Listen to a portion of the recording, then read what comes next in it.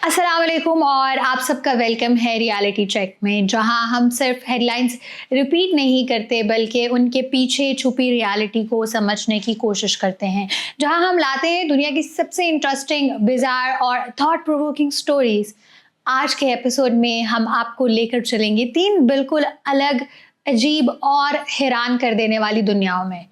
सबसे पहले बात होगी मार्स की, जहां साइंटिस्ट ने ज़मीन के नीचे एक पुराना दरिया और लेक सिस्टम दरियाफ्त किया है। क्या मार्स कभी आज जैसा सूखा और सुनसान नहीं था, और क्या वहां कभी ज़िंदगी मौजूद हो सकती थी?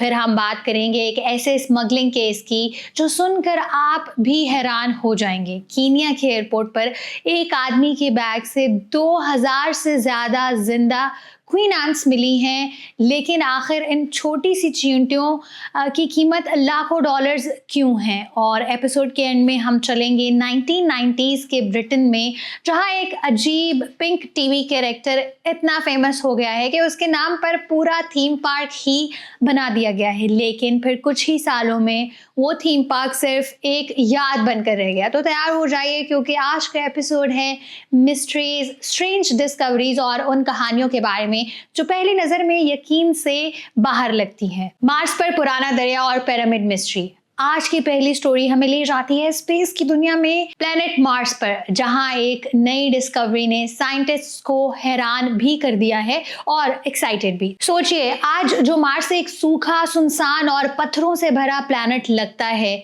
हो सकता है अरबों साल पहले वहां दरिया बहते थे, झीलें होती थी और शायद जिंदगी के लिए कंडीशंस भी मौजूद थी। नासा का रोवर परसेवरेंस इस वक्त जजीरो कार्टर में काम कर रहा है। ये वही जगह है जहां पहले से एक पुराना ड्राइड अप लेक और रिवर डेल्टा आता था, लेकिन अब रोवर ने सरफेस के नीचे एक और भी पुराना और ज्यादा बड़ा रिवर सिस्टम डिस्कवर किया है। रोवर के पास एक स्पेशल रेडार सिस्टम है जिसे रिमफैक्स कहते हैं। ये बिल्कुल एक अंडरग्राउंड एक्सरे की तरह काम करता है। जब रोवर चल रहा था तो ये ज़मीन के अंदर सिग्नल्स भेज रहा था, और उनकी मदद से साइंटिस्ट्स ने मार्स के नीचे की हिडन लेयर्स को देखा। सबसे हैरान करने वाली बात ये थी कि रिमफैक्स ने जमीन के लगभग 35 मीटर्स नीचे तक ऐसी लेयर्स डिटेक्ट की हैं जो बिल्कुल जमीन के रिवर्स और डेल्टास जैसी लगती। यानी पहले एक दरिया वहां आता था, फिर उसका पानी एक लेक में गिरता था और आहिस्ता आहिस्ता मिट्टी और पत्थर जमा होते गए, बिल्कुल वैसे ही जैसे जमीन पर किसी डेल्टा एरिया में होता है। साइंटिस्ट का कहना यह है कि ये हिडन डेल्टा तकरीबन 3.7 से 4.2 बिलियन ईयर्स पुराना हो सकता है। और सबसे इंटरेस्टिंग बात तो ये है कि उस डेल्टा से भी पुराना है जो सरफेस पर नजर आ रहा है। तो इसका मतलब ये है कि मार्स पर पानी सिर्फ कुछ वक्त के लिए नहीं था, बल्कि बहुत लंबी मुद्दत तक वहाँ रिवर्स और लेक्स मौजूद रहे हैं। ये डिस्कवरी इसलिए भी बहुत इंपॉर्टेंट है क्योंकि जितना ज़्यादा अरसा किसी प्लेनेट पर पानी रहे, उतना ही ज़्यादा चांस होता है कि वहाँ पर माइक्रोस्कोपिक लाइफ डेवलप हो। साइंटिस्ट के मुताबिक अगर कभी मार्स पर माइक्रोब्स या छोटी सी लाइफ एग्जिस्ट करती थी तो उसके ट्रेसेस शायद ऐसे हिडन रिवर सिस्टम के अंदर प्रिजर्व हो सकते हैं। लेकिन इसी के साथ मार्स पर एक और मिस्ट्री भी लोगों की अटेंशन कैप्चर कर रही है कि एक अजीब पिरामिड शेप्ड स्ट्रक्चर। ये स्ट्रक्चर मार्स के कैंडोर चश्मा एरिया में नजर आया है और सोशल मीडिया पर कुछ लोगों ने क्लेम करना शुरू कर दिया है कि शायद ये किसी एंशिएंट सिविलाइजेशन का निशान है। कुछ लोग तो ये भी कह रहे हैं कि ये शेप इजिप्ट के पिरामिड से मिलती है और साइज में भी उनसे बड़ी लगती है। सच ये है कि ये तस्वीर देखकर पहली नज़र में वाकई ये लगता है कि जैसे किसी ने मार्स पर एक पिरामिड या ट्रायंगल बना दिया हो, इसलिए ये स्टोरी इंटरनेट पर अब वायरल हो गई है। लेकिन साइंटिस्ट इस थ्योरी को सपोर्ट नहीं करते। एक्सपर्ट्स का ये कहना है कि मार्स पर हवा, इरोजन और पत्थरों की नेचुरल लेयरिंग ऐसी शेप्स खुद भी बना सकती है। ज़मीन पर भी कई माउंटेन्स और रॉक्स दूर से देखने पर पिरामिड की तरह नज़र तो आते हैं, यूरोपियन साइंटिस्ट पहले भी मार्स पर फेस और दूसरी अजीब शेप्स के बारे में कह चुके हैं कि ये सिर्फ ह्यूमन इमेजिनेशन और पैटर्न देखने की हैबिट लगती है। इंसान का दिमाग अक्सर रैंडम चीज़ों में भी फेमिलियर शेप्स देख लेता है और कभी कभी क्लाउड्स में भी फेसेस, कभी माउंटेन्स में एनिमल्स और अब मार्स पर पिरामिड्स। लेकिन यानी फिलहाल मार्स पर एलियंस का कोई प्रूफ नहीं मिला, लेकिन एक चीज जो वाकई रियल और सबसे ज्यादा एक्साइटिंग है वो ये है कि मार्स कभी आज जैसा डेड प्लेनेट नहीं था। हो सकता है कि अरबों साल पहले वहां बहते हुए दरिया, गहरी झीलें और शायद जिंदगी के पहले निशान भी मौजूद हों। कीनिया से 2000 से ज्यादा जिंदा चूंटियां स्मगल करने की कोशिश। अब चलते हैं एक ऐसी स्टोरी की तरफ जो सुनने में थोड़ी अजीब लगती है और शायद शॉकिंग भी। कीनिया के एयरपोर्ट पर एक चाइनीज सिटीजन को गिरफ्तार किया गया है क्योंकि उसके लगेज से 2000 के करीब जिंदा क्वीन एंट्स मिली हैं। 27 साल चीनी शख्स नायरोबी के इंटरनेशनल एयरपोर्ट से मुल्क से एग्जिट करने की तैयारी कर रहा था, लेकिन एयरपोर्ट अथॉरिटीज ने उसका बैग चेक किया और अंदर जो मिला उसने सबको हैरान कर दिया। इन्वेस्टिगेटर्स के मुताबिक 1948 क्वीन एंट्स छोटे छोटे ट्यूब्स में अलग रखी गई थी, जबकि बाकी चींटियां टिश्यू पेपर के रोल्स के अंदर छुपाई गई थी। उन्हें इतनी केयरफुली पैक किया गया था कि फ्लाइट के दौरान भी वो जिंदा रह सके। ये कोई ऑर्डिनरी चींटियां नहीं थी। ऑफिशियल्स ने बताया कि ये जायंट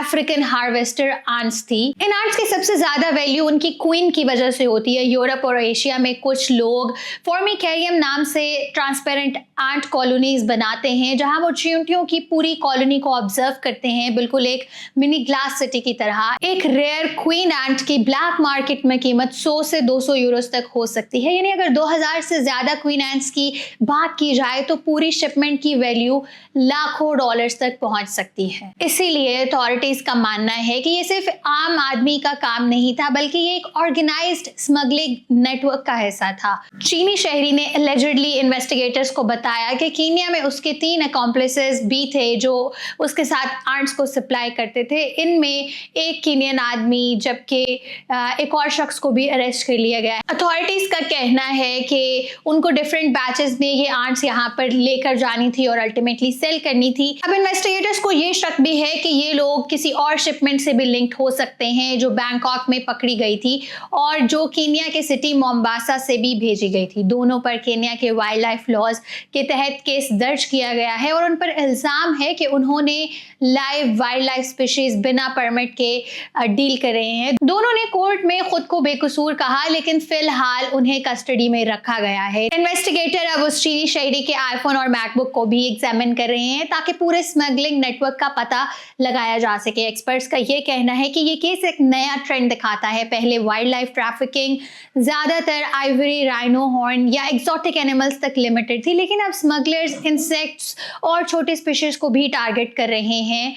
लेकिन ब्लैक मार्केट में इनकी डिमांड बहुत ज्यादा होती जा रही है और शायद सबसे सरप्राइजिंग बात ये है कि एक छोटी चींटी जो आमतौर पर हमें इनसिग्निफिकेंट लगती है, इंटरनेशनल ब्लैक मार्केट में वो इतनी वैल्यूएबल बन चुकी है कि लोग उसके लिए पूरा स्मगलिंग नेटवर्क ऑपरेट कर रहे हैं। अब चलते हैं ब्रिटेन की एक ऐसी स्टोरी की तरफ जो उतनी ही स्ट्रेंज है जितनी नॉस्टैल्जिक। सोचिए, एक टीवी कैरेक्टर इतना फेमस हो जाए कि उसका नाम पर पूरा थीम पार्क बना दिया जाए।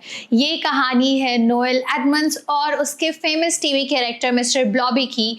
1990s में ब्रिटेन में ब्लॉबी मैनिया चल रही थी और मिस्टर ब्लॉबी एक अजीब सा पिंक कैरेक्टर था, फनी आवाज और पूरी तरह से केओटिक पर्सनालिटी। लेकिन लोगों ने उसे इतना पसंद किया कि उसका गाना चार्ट्स में और नंबर 1 तक चला गया। इसी पॉपुलैरिटी को देखते हुए 1994 में इंग्लैंड के एरिया क्रिकेट सेंट थॉमस में एक पूरा थीम पार्क बनाया गया जिसे क्रिंकले बॉटम या बॉबीलैंड कहा गया। ये जगह पहले से एक वाइल्ड लाइफ पार्क थी जहां एलिफेंट, ज़ीब्रास और चीतास हुआ करते थे, लेकिन फिर उसे मिलियंस खर्च करके एक अजीब और कलरफुल दुनिया में बदल दिया गया। पार्क में विजिटर्स मिस्टर ब्लॉबी के घर जा सकते थे, उसके साथ फोटोज ले सकते थे और एक पूरी ब्लॉबी हाई स्ट्रीट देख सकते थे जहां बेकरी, गिफ्ट शॉप और फनी बिल्डिंग्स भी बनी हुई थी। सबसे फेमस अट्रैक्शन ब्लॉबी का घर था। घर पिंक और येलो रंगों से भरा हुआ था और डोरबेल बजाते ही उसकी फेमस आवाज़ ब्लॉबी ब्लॉबी सुनाई देती थी। पार्क में मिनी रेलवे भी थी, वाटर राइड्स भी, सी लॉयन शो भी और सफारी राइड भी, यानी बच्चों के लिए ये किसी ड्रीम वर्ल्ड से कम नहीं था। लेकिन जहाँ पॉपुलैरिटी थी वहीं प्रॉब्लम्स भी शुरू हो गई। लोकल्स ने शिकायत की कि पार्क बहुत नॉइजी है। कुछ लोगों को लगता था कि ये इतनी पुरानी और खूबसूरत स्टेट को एक कार्टून कैरेक्टर के नाम पर बदल देना ठीक नहीं है। और फिर आहिस्ता आहिस्ता लोगों का क्रेज भी कम होने लगा। 1995 में पार्क देखने से ज़्यादा लोग आ गए, लेकिन सिर्फ 2 साल बाद ही पार्क ओनर्स के दरमियान पार्टनरशिप खत्म हो गई। 1997 तक पार्क से मिस्टर ब्लॉबी का नाम और साइंस हटा दिए गए। उसका घर बंद कर दिया गया और कुछ साइंस पर सिर्फ ब्लैक टेप लगा दी गई ताकि लोगों को बॉबी लैंड याद ना रहे। आखिरकार 1999 में थीम पार्क ऑफिशियली बंद हो गया। कुछ साल तक उसकी पुरानी पिंक बिल्डिंग्स और खाली राइड्स वहां पर खड़ी रही और 2014 में उन्हें भी गिरा दिया गया। आज उस जगह पर एक होटल है, लेकिन जो लोग 1990s में वहां गए थे उनके लिए बॉबी लैंड आज भी एक फनी और अनफॉरगेटेबल मेमोरी है। आज के एपिसोड में हमने देखा कि मार्स के नीचे छुपा हुआ एक पुराना रिवर सिस्टम हमें ये बताता है कि शायद ये प्लैनेट कभी जिंदा और पानी से भरा था। हमने ये भी देखा कि दुनिया में वाइल्ड लाइफ ट्रैफिकिंग अब सिर्फ हाथी के दांत या एग्जॉटिक जानवरों तक लिमिटेड नहीं रही, बल्कि छोटी सी चींटी भी ब्लैक मार्केट में कीमती हो चुकी है और उसके लिए एक पूरा स्मगलिंग नेटवर्क काम कर रहा है। और फिर मिस्टर ब्लॉबी और उसके थीम पार्क की कहानी ने हमें ये याद दिलाया कि कभी कभी किसी चीज़ की पॉपुलैरिटी इतनी तेज़ी से बढ़ती है कि लोग उस पर पूरी दुनिया बना देते हैं, लेकिन जब वक्त बदलता है तो वही दुनिया सिर्फ एक पुरानी याद बनकर रह जाती है। अगर आज का एपिसोड आपको इन्फॉर्मेटिव लगा हो तो इसे शेयर करें और अपनी ओपिनियन हमें कमेंट्स में ज़रूर बताएं। I am Ramna Saeed signing off from Reality Check, where facts cut through the noise. Catch you next time. Thank you.